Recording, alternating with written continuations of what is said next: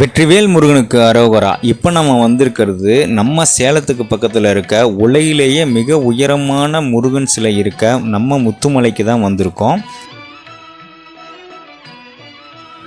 பொதுவாக எல்லாரும் ரோட்டில் இருந்து அங்கே அருள்பாலிக்கிற நம்ம முருகன் சிலையை மட்டும்தான் பார்த்துருப்பாங்க. ஆனால் அங்கே உள்ளே இருக்கிற மூலவர், உற்சவர், அது மட்டும் இல்லாமல் பழமையான அந்த மலைக்கு மேலே இருக்கக்கூடிய முருகனையும் இந்த வீடியோவில் ஃபுல் டீட்டெயில்டாக நாங்கள் போட்டிருக்கோம். வீடியோவை ஸ்கிப் பண்ணாமல் பாருங்கள். நம்ம சேனலை சப்ஸ்கிரைப் பண்ணிடுங்க.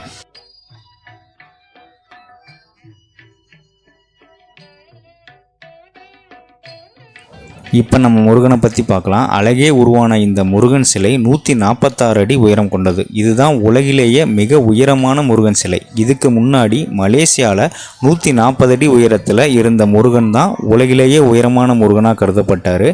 அதே தகுதியை வச்சு நம்ம தமிழ்நாட்டில் செய்யப்பட்டது தான் இந்த முருகன்.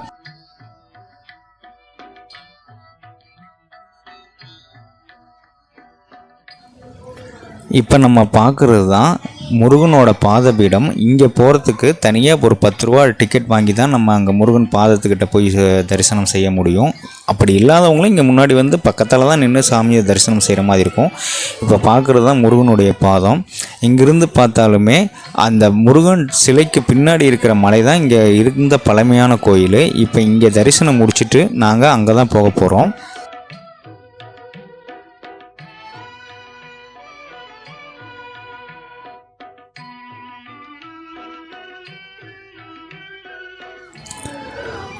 முதல்ல இப்போ பாத பூஜை செஞ்சுட்டு நாங்கள் இப்போ கீழே இருக்க மூலவர் கோவிலுக்கு போகிறோம். அதாவது அங்கே தான் மூலவரும் உற்சவரும் இருக்கிறாங்க. சுப்பிரமணியராக காட்சியளிக்கிற முருகனை நம்ம இப்போ போய் தரிசனம் செய்யலாம்.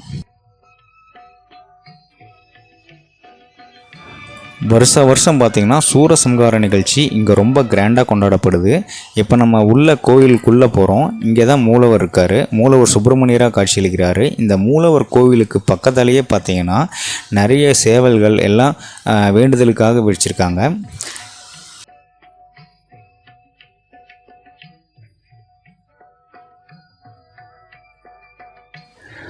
கோவிலுக்கு வெளியே வந்தோம்னா இங்கேயே தேவஸ்தானத்து மூலயமா ஒரு நல்ல ஒரு ரெஸ்ட் எடுக்கிற மாதிரி ஒரு டென்ட் போட்டு கொடுத்துருக்காங்க. இப்போ நாங்கள் போகிறது கோவிலுக்கு பின்னாடி இருக்கக்கூடிய அந்த பழமையான மலை மேலே இருக்கக்கூடிய சுப்பிரமணியரை தான் தரிசனம் செய்ய போகிறோம்.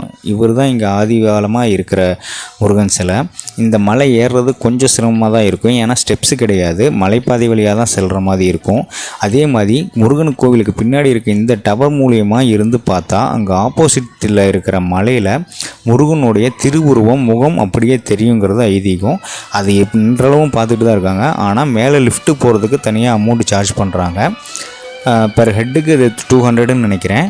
அப்படி இல்லாதவங்க, அது கொடுக்க முடியாதவங்க நேராக இங்கே மலை மேலே வந்து பார்த்தாலும் அங்கே இருக்க ஆப்போசிட்டில் இருக்க மலையில் முருகனோட உருவத்தை நம்ம கண்கூடாக பார்க்கலாம்.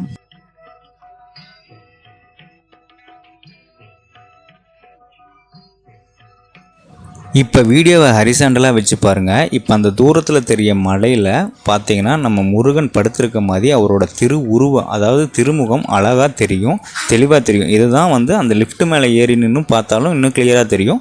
அப்படி முடியாதவங்க இந்த மலை மேலே வந்து பார்க்கலாம். ஸோ இங்கே வர்றவங்க கண்டிப்பாக இந்த மலையில் ஏறி அங்கே ஆப்போசிட்டில் தெரிகிற முருகனை தரிசனம் பண்ணுங்கள். வெற்றிவேல் முருகனுக்கு அரோகரா, வீரவேல் முருகனுக்கு அரோகரா.